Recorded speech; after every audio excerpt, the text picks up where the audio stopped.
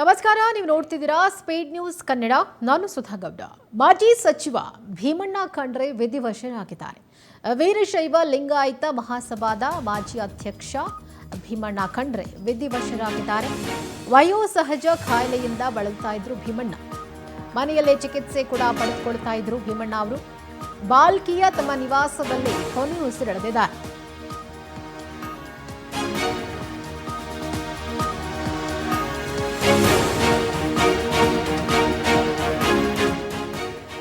ವೀರಶೈವ ಮಹಾಸಭಾದ ಮಾಜಿ ಅಧ್ಯಕ್ಷ ಭೀಮಣ್ಣ ಖಂಡ್ರೆ ಅವರು ಕೊನೆಯುಸಿರೆಳೆದಿದ್ದಾರೆ. 102 ವರ್ಷ ವಯಸ್ಸಾಗಿತ್ತು ಅವರಿಗೆ. ವೀರಶೈವ ಲಿಂಗಾಯತ ಮಹಾಸಭಾದ ಮಾಜಿ ಅಧ್ಯಕ್ಷರಾಗಿ ಕೆಲಸ ಮಾಡಿದ್ರು. ವಯೋಸಹಜ ಕಾಯಿಲೆಯಿಂದ ಬಳಲ್ತಾ ಇದ್ರು. ಹೀಗಾಗಿ ಅವರಿಗೆ ಮನೆಯಲ್ಲೇ ಚಿಕಿತ್ಸೆಯನ್ನ ನೀಡಲಾಗ್ತಾ ಇತ್ತು. ಆದರೆ ಇದೀಗ ಬಾಲ್ಕಿಯ ತಮ್ಮ ನಿವಾಸದಲ್ಲೇ ಭೀಮಣ್ಣ ಖಂಡ್ರೆ ಕೊನೆಯುಸಿರನ್ನ ಎಳೆದಿದ್ದಾರೆ. ಈಶ್ವರ್ ಖಂಡ್ರೆ ಅವರ ತಂದೆ ಭೀಮಣ್ಣ ಖಂಡ್ರೆ ರಾಜಕೀಯ ಮುತ್ಸದ್ದಿ. ವಯೋಸಹಜ ಕಾಯಿಲೆಯಿಂದ ಬಳಲ್ತಾ ಇದ್ದಂತಹ ಭೀಮಣ್ಣ ಖಂಡ್ರೆ ಅವರು ಇವತ್ತು ವಿಧಿವಶರಾಗಿರುವಂಥದ್ದು.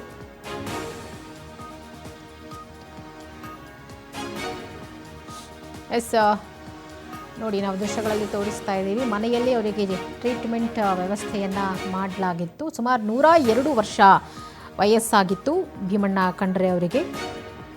ಹೀಗಾಗಿ ವಯೋಸಹಜ ಕಾಯಿಲೆ ಪರಿಣಾಮ ಇದೀಗ ಕೊನೆಯುಸಿರೆಳೆದಿದ್ದಾರೆ.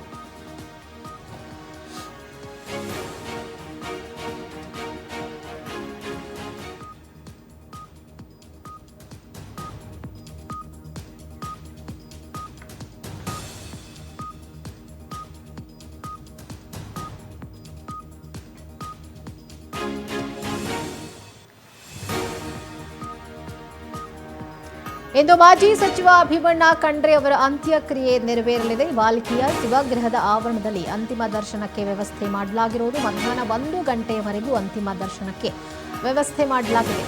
ಶತಾಯುಷಿ ಭೀಮಣ್ಣ ಖಂಡ್ರೆ ಅವರ ನಿಧನಕ್ಕೆ ಗಣ್ಯರು ಸಂತಾಪವನ್ನ ಸೂಚಿಸಿದ್ದಾರೆ. ಶರಣರ ಚಿಂತನೆಗಳ ನೆರಳಿನಂತೆ ಬಾಳಿದಂಥ ಧೀಮಂತ ನಾಯಕ ಭೀಮಣ್ಣ ಅವರ ನಿಧನದಿಂದ ನಾಡಿಗೆ ತುಂಬಲಾರದಂತಹ ನಷ್ಟ ಆಗಿದೆ. ಭೀಮಣ್ಣ ಖಂಡ್ರೆ ನಿಧನಕ್ಕೆ ಸಿಎಂ ಸಿದ್ದರಾಮಯ್ಯ ಸಂತಾಪವನ್ನ ಸೂಚಿಸಿದ್ದಾರೆ. ಯೌವನಾವಸ್ಥೆಯಲ್ಲೇ ಸ್ವತಂತ್ರ ಸಂಗ್ರಾಮದಿಂದ ಪ್ರೇರಣೆಗೊಂಡಿದ್ದಂಥವರು ಭೀಮಣ್ಣ ಖಂಡ್ರೆ ಅವರು. ಅಂದಿನ ಹೈದರಾಬಾದ್ ಕರ್ನಾಟಕದ ರಜಾಕಾರರ ದೌರ್ಜನ್ಯದ ವಿರುದ್ಧ ಸೆಟೆದು ನಿಂತು ಹೋರಾಟದಲ್ಲಿ ಧುಮುಕಿದಂಥವರು. 1953ರಲ್ಲಿ ಬಾಲ್ಕಿ ಪುರಸಭೆಯ ಮೊದಲ ಚುನಾಯಿತ ಅಧ್ಯಕ್ಷರಾಗಿ ಸಕ್ರಿಯ ರಾಜಕಾರಣದಲ್ಲಿ ತೊಡಗಿಸಿಕೊಂಡಂಥವರು ಭೀಮಣ್ಣ ಖಂಡ್ರೆ. ಅನಂತರ ಜಿಲ್ಲಾ ಕಾಂಗ್ರೆಸ್ ಅಧ್ಯಕ್ಷರಾದರು. 1962, 67, 78 ಹಾಗೆ 83ರಲ್ಲಿ ಬಾಲ್ಕಿ ಕ್ಷೇತ್ರದಲ್ಲಿ 4 ಸಲ ಶಾಸಕರಾಗಿ ಆಯ್ಕೆಯಾದರು. 88 ಮತ್ತು 94ರಲ್ಲಿ ವಿಧಾನ ಪರಿಷತ್ ಸದಸ್ಯರಾಗಿ ಕೆಲಸವನ್ನ ನಿರ್ವಹಿಸಿದ್ರು. ಇನ್ನು 1992ರಿಂದ 94ರಲ್ಲಿ ಮುಖ್ಯಮಂತ್ರಿ ಎಂ ವೀರಪ್ಪ ಮೊಯ್ಲಿ ಅವರ ಸಂಪುಟದಲ್ಲಿ ಸಾರಿಗೆ ಸಚಿವರಾಗಿಯೂ ಭೀಮಣ್ಣ ಖಂಡ್ರೆ ಅವರು ಕೆಲಸ ಮಾಡಿದ್ದಾರೆ. ಅನಂತರ ಅವರು ಸಕ್ರಿಯ ರಾಜಕಾರಣದಿಂದ ಹಿಂದೆ ಸರಿದು ಅಖಿಲ ಭಾರತ ವೀರಶೈವ ಲಿಂಗಾಯತ ಮಹಾಸಭೆಯ ಜವಾಬ್ದಾರಿಯನ್ನು ವಹಿಸಿಕೊಂಡರು.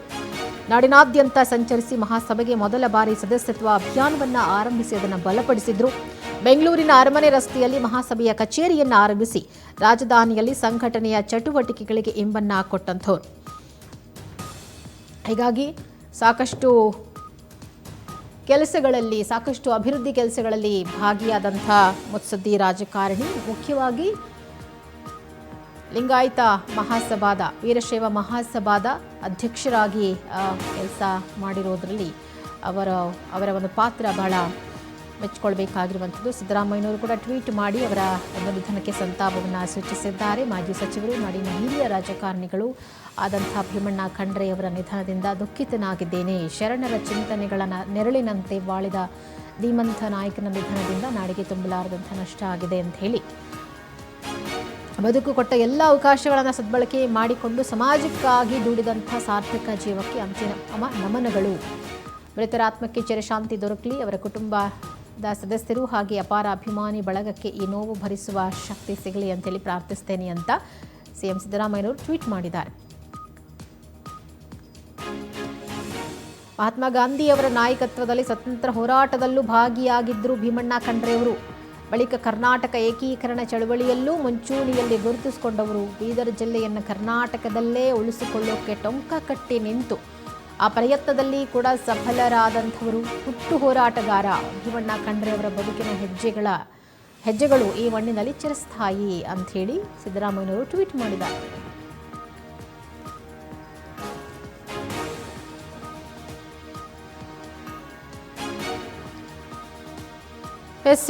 ರಾಜ್ಯ ಮಟ್ಟದ ದ್ವಿತೀಯ ರೈತ ಸಮ್ಮೇಳನದಲ್ಲಿ ಅಂದಿನ ಪ್ರಧಾನಿ ರಾಜೀವ್ ಗಾಂಧಿ, ಮುಖ್ಯಮಂತ್ರಿ ಆರ್ ಗುಂಡೂರಾವ್ ಅವರೊಂದಿಗೆ ಭೀಮಣ್ಣ ಖಂಡ್ರೆ ಅವರು ಬಹಳ ವಿಚಾರಗಳಲ್ಲಿ ಚರ್ಚೆಯನ್ನ ಮಾಡಿದ್ರು. ದೇವರಾಜ ಅರಸು ಕಾಲದಲ್ಲಿ ನಡೆದ 2 ಘಟನೆಗಳು ಭೀಮಣ್ಣ ಖಂಡ್ರೆ ಅವರನ್ನು ಇಡೀ ನಾಡಿಗೆ ಪರಿಚಯಿಸಿತು. ಮಳೆಗಾಲ ಆರಂಭಗೊಂಡು ಕೂಡ ಸರ್ಕಾರ ರೈತರಿಗೆ ಬೀಜ ವಿತರಿಸಲಿಲ್ಲ. ಈ ವಿಷಯ ಗೊತ್ತಾದಾಗ ಬೀಜ ಸಂಗ್ರಹಿಸಿದ ಗೋದಾಮುಗಳ ಬೀಗ ಒಡೆದು ರೈತರಿಗೆ ಅದನ್ನು ವಿತರಣೆ ಮಾಡಿದರು. ಈ ಬಗ್ಗೆ ಮತ್ತಷ್ಟು ಡೀಟೇಲ್ಸ್ ಕೊಡ್ತಾರೆ ನಮ್ಮ ರಿಪೋರ್ಟರ್ ರೋಹನ್ ದೂರವಾಣಿ ಸಂಪರ್ಕದಲ್ಲಿದ್ದಾರೆ. ರೋಹನ್, ಹಿರಿಯ ರಾಜಕಾರಣಿ ಭೀಮಣ್ಣ ಖಂಡ್ರೆ ಅವರು ಇದೀಗ ನಿಧನರಾಗಿದ್ದಾರೆ. ಅವರ ಅಂತ್ಯ ಸಂಸ್ಕಾರ ಯಾವಾಗ, ಹೇಗೆ ಆಗುತ್ತೆ, ಅದರ ಬಗ್ಗೆ ಏನಾದರೂ ಮಾಹಿತಿ ಇದೆಯಾ?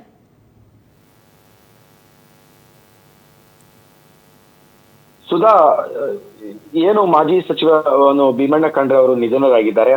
ವಯೋಸಹಜದ ಕಾಯಿಲೆಯಿಂದ ಬಳಲ್ತಾ ಇದ್ದ ಮಾಜಿ ಸಚಿವ, ಅಖಿಲ ಭಾರತ ವೀರಶೈವ ಲಿಂಗಾಯತ ಮಹಾಸಭಾ ಅಧ್ಯಕ್ಷರಾಗಿ ಶತಾಯುಷಿ ಭೀಮಣ್ಣ ಖಂಡ್ರೆ ಅವರು 102 ವರ್ಷದ ಬಳಿಕ ನಿನ್ನೆ ರಾತ್ರಿ ಸುಮಾರು 10:50ಕ್ಕೆ ಬಾಲ್ಕಿಯಲ್ಲಿ ತಮ್ಮ ನಿವಾಸದಲ್ಲಿ ಕೂಡ ನಿಧನರಾಗಿದ್ದಾರೆ.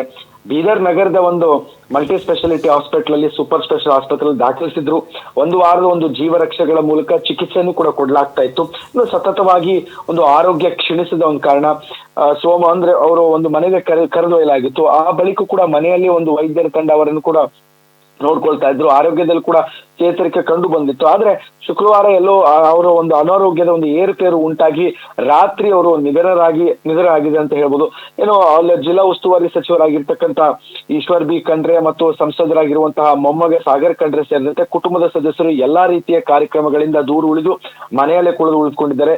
ಖಂಡ್ರೆ ಅವರ ಅನಾರೋಗ್ಯದಲ್ಲಿ ಏರುಪೇರಾದ ವಿಷಯ ತಿಳಿದು ಎಲ್ಲ ವಿವಿಧ ಮಠಾಧೀಶರು ಮತ್ತು ಸಚಿವರು, ಶಾಸಕರು, ರಾಜಕೀಯ ಪಕ್ಷದ ಮುಖಂಡರು ಮತ್ತು ಬೆಂಬಲಿಗರು ಕಳೆದ ಹಲವು ದಿನಗಳಿಂದ ಕೂಡ ಅವರ ಮನೆಗೆ ಭೇಟಿ ಕೂಡ ನೀಡುತ್ತಿದ್ರು. ಭೀಮಣ್ಣ ಖಂಡ್ರೆ ಅವರಿಗೆ ಪರಿಸರ ಮತ್ತು ಅರಣ್ಯ ಖಾತೆಯನ್ನು ಕೊಟ್ಟಿರುವಂತದ್ದು. ಇನ್ನು ಅವ್ರಿಗೆ 2 ಪುತ್ರರು ಮತ್ತು 5 ಜನ ಪುತ್ರಿಯರು ಕೂಡ ಇದ್ದಾರೆ. ಲಕ್ಷ್ಮೀಬಾಯಿ ಖಂಡ್ರೆ ಮತ್ತು ಅವರ ಮಕ್ಕಳ ಪೈಕಿ ಹಿರಿಯ ಮಾಜಿ ಶಾಸಕ ವಿಜಯ್ ಖಂಡ್ರೆ ಅವರು ಕೂಡ ಅನಾರೋಗ್ಯದಿಂದ ಈ ಹಿಂದೆ ಕೂಡ ಮೃತಪಟ್ಟಿದ್ರು. 4 ಸಲ ಶಾಸಕರಾಗಿದ್ದಂತವರು, 2 ಬಾರಿ ವಿಧಾನ ಸದಸ್ಯರಾಗಿದ್ದಂತಹ ಭೀಮಣ್ಣ ಖಂಡ್ರೆ ಅವರು ಈ ಹಿಂದೆ ವೀರಪ್ಪ ಮೊಯ್ಲಿ ಅವರ ಸಚಿವ ಸಂಪುಟದಲ್ಲಿ ಕೂಡ ಸಾರಿಗೆ ಸಚಿವರಾಗಿ ಕೆಲಸವನ್ನ ಮಾಡಿದಂತರು. ಸಮಾಜವಾದಿ ಪಕ್ಷದಲ್ಲಿ ಕಾರ್ಯಕರ್ತರಾಗಿ ರಾಜಕೀಯ ಜೀವನವನ್ನ ಆರಂಭಿಸಿದಂತ 1995ರಲ್ಲಿ ಕೂಡ ಅವರು ಬಾಲ್ಕಿ ಪುರಸಭೆ ಅಧ್ಯಕ್ಷರಾಗಿರುವಂತಹ ಭೀಮಣ್ಣ ಅವರು ಕಂಡ್ರೆ ನಿಧನರಾಗಿರುವಂತದ್ದು. ಇವತ್ತು ಸಂಜೆ 5 ಗಂಟೆಗೆ ಬಾಲ್ಕಿಯಲ್ಲಿ ಅವರ ಅಂತ್ಯಕ್ರಿಯೆ ನಡೆಯುತ್ತೆ ಅಂತ ಹೇಳ್ಬೋದು. ಸುಧಾ, ಥ್ಯಾಂಕ್ ಯು ನಿಮ್ಮೆಲ್ಲ ಡೀಟೇಲ್ಸ್ಗಾಗಿ ರೋಹನ್.